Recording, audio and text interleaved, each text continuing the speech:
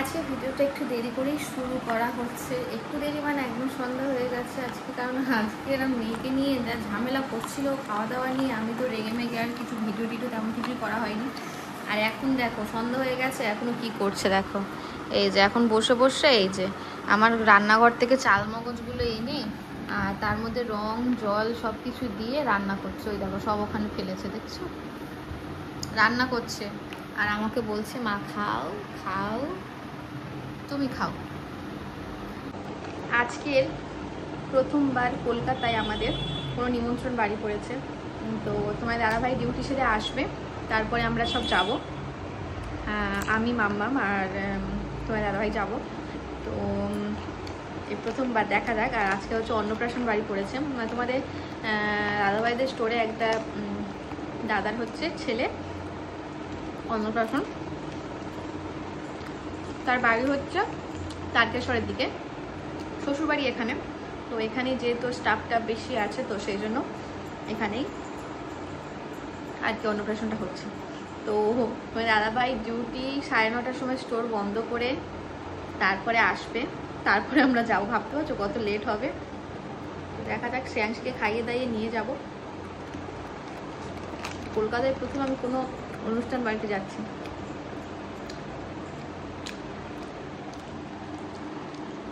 আর একজন দেখো চিপস খাচ্ছে। এখন আমি রান্নাঘরে আসবো, এসে হচ্ছে ওই আমাদের না কয়েকদিন আগে তোমার দাদাভাই 1 পেটি ডিম এনেছিল, তোমাদের একবার দেখিয়েছিলাম। সেই ডিমগুলো আজ 2-3 দিন 4 দিন হয়ে গেছে, সে বাইরে তেমনইভাবেই পড়ে আছে আর সেগুলো তোলা হয়নি। আমি খালি ভাবছিলাম ওগুলো এতদিন ওখানে থেকে গরমে খারাপ না হয়ে যায়, তো সেই জন্য কয়েকটা মোটে খাওয়া হয়েছিল, মানে 4টে না কটা খাওয়া হয়েছিল, তো 26টার মতো না 27টার মতো এরকম আছে, না কটা খাইছিল মনে নেই, এখন বেশি খাওয়ায়নি, 4-5টা এরকম খাওয়া হয়েছিল। তো সেই ডিমগুলোই হচ্ছে আমি এখন একটা বাটির মধ্যে, মানে অত ডিমের ট্রেতে রাখলে অত ডিম তো ধরবে না, তো একটা বাটিতে করে নিয়ে আর ফ্রিজে ঢুকিয়ে দেবো। তো এদিকে কত থালা বাসন আছে, সেই থালা বাসনগুলো মাঝামাঝি করতে হবে। তারপরে হচ্ছে আমি রান্নাবান্নাও সমস্ত কিছু সারতে হবে, কারণ কোথাও যাওয়ার আগে সমস্ত কিছু সেরে না গেলে না হবে না।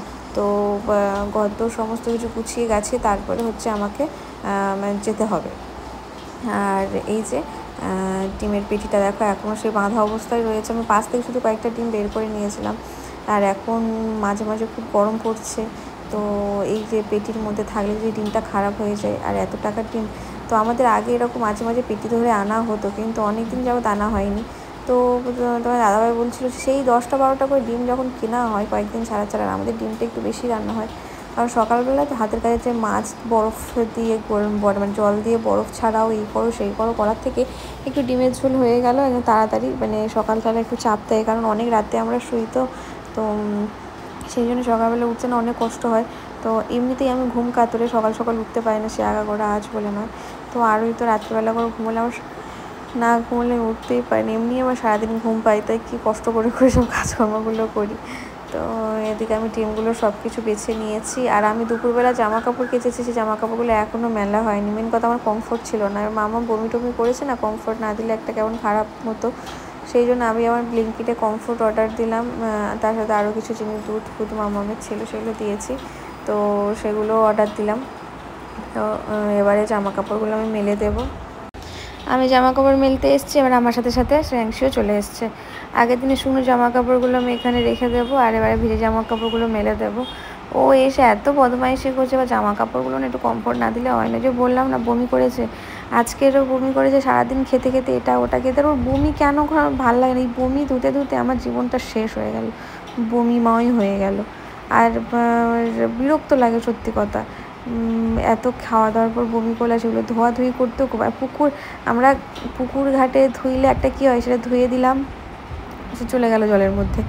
কিন্তু এই বাথরুমে ধুতে না খুবই মানে অস্বস্তি লাগে, সে বাথরুমে ধুলে চারিদিকে একদম ভর্তি হয়ে থাকে, সেটাকে আবার জল দিয়ে বের করতে না সত্যি খুবই অস্বস্তিকর একটা ব্যাপার হয়েছে। এদিকে আমি জামা কাপড় মেলছি, ও এসে তো তাহলে বদমাইশি করছে, ও মেলতে পারে।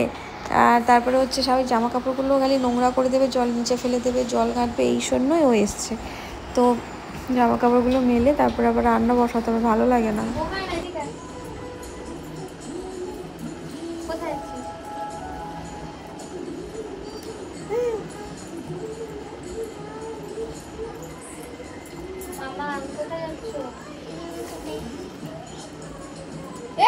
যাবি?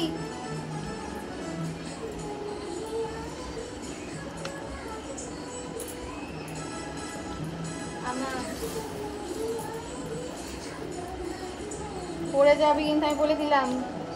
এই তো এখানে দড়ি, এই তো দড়ি, এই তো এই তো এই তো দড়ি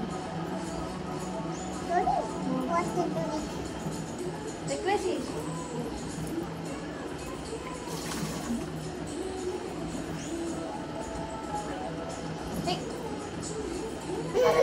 আমি দেখিয়ে দিই।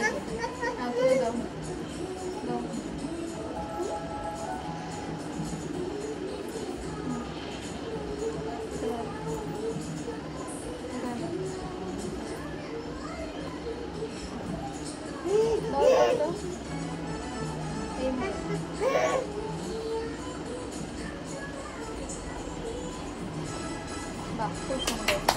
চলো আর নেই, চলো আবার যখন আসবো আবার নিয়ে আসবো। হ্যাঁ, মানে কোথাও যাওয়ার আগেও শান্তি নেই, একটু যে যাবো কোথাও রিল্যাক্সে রান্না বান্না নেই তা নয়। এদিকে দেখো সুমনের জন্য ভাত করেছি, আর কালকে মাংস তরকারি ছিল, এই যে এটা অল্প একটু গরম করে দিয়েছি, এটাও রাতে হয়ে যাবে। আর শ্রেয়াংশীর জন্য কুমড়ো পটল বাটা নিয়ে নিয়েছি, একটু ওটসের খিচুড়ি বানিয়ে দেবো। মানে কোথাও যাওয়ার আগেও সবার খাবার দাবার সমস্ত কিছু জোগাড় জান্তি করে তারপর আমাকে যেতে হবে। তারপর যে করে থালা বাসন করবো, এই থালা বাসন কটাও মেজে দিয়ে যাব, কারণ রাত্রেবেলা এসে আবার অসুবিধা হবে। ঘরটার পরিষ্কার করে নিয়েছি, বিছানা টিছানা, এই যে ঘরটার একটুখানি পরিষ্কার করে ঝাঁট দিয়ে নিয়েছি। শ্রেয়াংশীর খেলনাগুলোও গুছিয়ে দিয়েছি, কারণ রাত্রেবেলা এসে শোয়ারও আবার ঝামেলা হয়ে যাবে। তো চলো শ্রেয়াংশীর জন্য একটু খিচুড়ি করে নিয়ে, ওকে তো তাড়াতাড়ি খাইয়েও নিয়ে যেতে হবে না, তো সেখানে গিয়ে তো কিছু খাবে না, খাইয়ে দিয়ে যেতে হবে। তো খেতে গেলে আবার 2 ঘন্টা টাইম, মাথা আমার আবার গরম হয়ে যাবে, রক্ত উঠে যাবে মাথায়। তো তার থেকে বরং তাড়াতাড়ি রান্না করে তাড়াতাড়ি ওকে খাইয়ে দিই।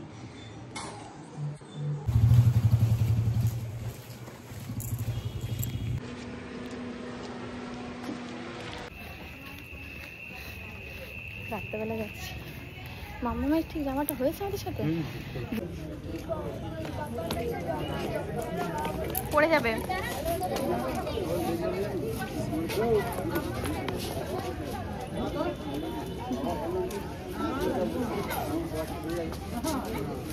দাঁড়াও, পড়ে যাবে।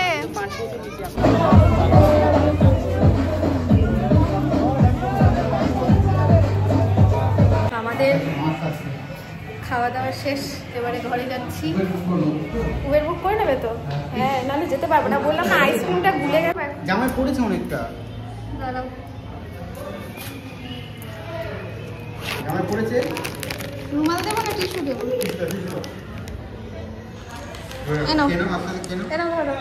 ধরো ধরো, খাও বেশি করে, এটা হাতে করে রাখো, গায়েটায় পড়লে তখন। আচ্ছা আইসক্রিমটা গুলে গেছে, ঠিক আছে, জলের মতো গালে ঢেলে দিয়েছে। জামাই ফেলে ভর্তি করেছে, ওটা হাতে রাখো, ঠিক আছে? ই বা মামা, তুমি ওরকম দেখিয়েছো ওকে। গেছিলাম নিমন্ত্রণ বাড়িতে, তো নিমন্ত্রণ বাড়িতে গিয়ে শ্রেয়াংশীর কি কান্না। আর সত্যি কথা বলতে সবসময় গ্রামের বাড়িতে সব নিমন্ত্রণ পেয়েছি, শহরেই প্রথমবার। আর শ্রেয়াংশী তো কি কান্না, মানে কি কান্না, বিশাল কান্না। ওই যে গিয়ে ওর বাবা হচ্ছে সেই বাচ্চাটা অন্নপ্রাশনে গেছে, গিফট দিচ্ছে, ও ভেবেছে হয়তো ওর বাবা হয়তো ওই নিল কোলে, এই সেই। তো কি কাঁদছিল, তো সেখানে তো প্রচুর কাঁদছিল, কোনো রকমভাবে বেলুন টেলুন এটা ওটা দেবে, পাগল হয়ে গেছে আরেকজন, বেলুন টেলুন এটা ওটা দিয়ে কোনোভাবে থামানো গেল, তারপরে ঠিকঠাক ছিল। আর খাওয়া দাওয়া মোটামুটি, রে এক্ষুনি পড়ে যেতিস, খাওয়া দাওয়া মোটামুটি ঠিক ছিল। এবার যেহেতু দেখো আমরা সত্যি কথা বলতে আমরা গ্রামের মেয়ে, একদম ঝাল ঝাল চিকেন লেবু মেখে ভাত দিয়ে খেয়ে অভ্যস্ত, ওই বাটার চিকেন ফিকেন ভাই আমাদের ঠিক ভালো হয় না। তো যাই হোক, ওদের মতো আয়োজন খুব ভালো হয়েছে। চলে এসেছি ঘরে, আর একদম সমস্ত ফ্রেশ ট্রেশ হয়ে নিয়েছি, এবারে শোবো। মাম্মামকে ঘুম পাড়িয়ে দিয়েছি এসে, আর এদিকে তোমার দাদাভাই দেখো কি বলছে, আমি নিজেই বুঝতে পারছি না। আর এখন ঘড়িতে দেখো 1:30 বাজে। আর আজকের মতো এখানেই শেষ করছি, টাটা, ভালো থাকবে, গুড নাইট।